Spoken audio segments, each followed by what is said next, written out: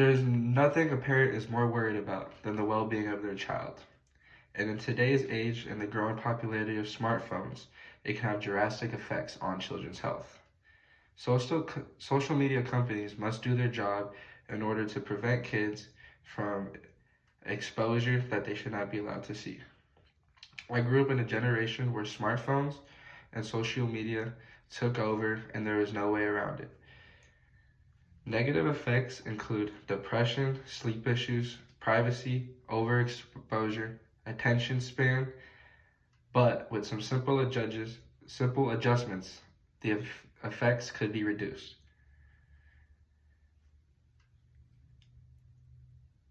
Models that could be followed for social media companies could be Netflix, as there is a Netflix Kid with many Netflix options that cater to kids and are not inappropriate, of course.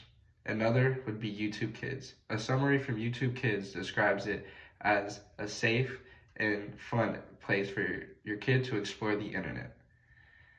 Google as well has a kids option and a scholar option, which filters out its information and only gives reasonable info. Apps that should follow these would be Snapchat, Instagram, and TikTok, as they are the most commonly used by young adults. The negative effects that social media could bring to young adults would be depression. And statistics from Cleveland Clinic state that 46% of teens felt worse after using Instagram, which is a high number, which could be due to not getting enough likes, not enough attention, or getting bullied, cyberbullied online, as well as sleep issues. Many kids, including myself, struggled with putting the phone down and going to bed, especially in middle school when attention spans are short and self-control is not at its highest. It is very, very easy to get caught scrolling at 2 a.m.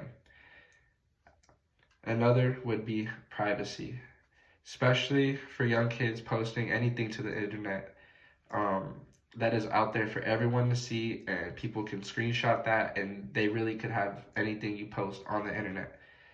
Another would be overexposure, which kind of goes hand in hand with that. You're just a whole crowd, almost the whole world is seeing what you are posting. And lastly, attention span, especially with apps like TikToks that make such short videos.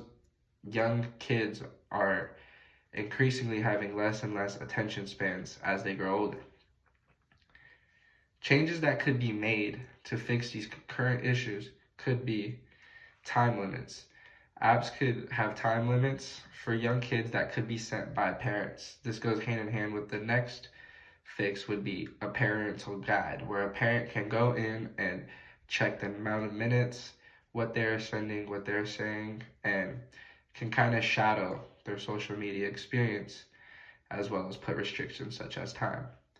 Another would be to make sure all kids under a certain age have private accounts in apps like Tinder and Instagram. I believe any kid under the age of 16 has no business having the whole world being able to access them in a way and see their pictures and message them.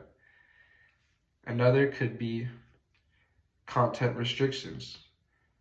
Content restrictions could be as much as taking away videos that are deemed inappropriate or unbeneficial to the child, which also goes hand in hand with the overexposure I was talking about. According to Constantly Connected, it is deemed that most child predators look on social media to find the next victim. Another would be ad-free. With young kids, their minds are at their most gullible and could easily have an opinion stated from one thing to another. And I believe that ads are a big part of that. And with Instagram and apps like Instagram, Snapchat, TikTok, almost everything you see is an ad and you won't even know it, which is, in my opinion, very harming to a child when everything they're consuming is just influencing them in such a great way.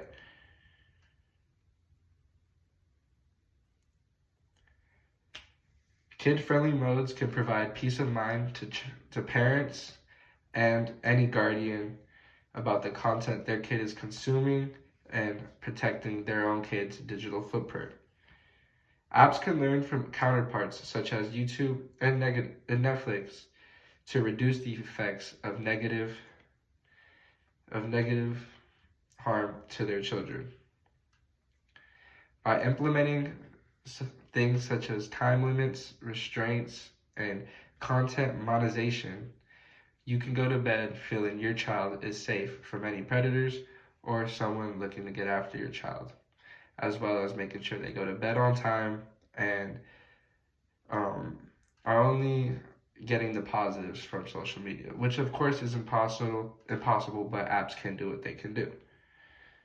While you cannot stop technology and the force it is becoming, apps can make things safer for young adults and kids. Thank you so much.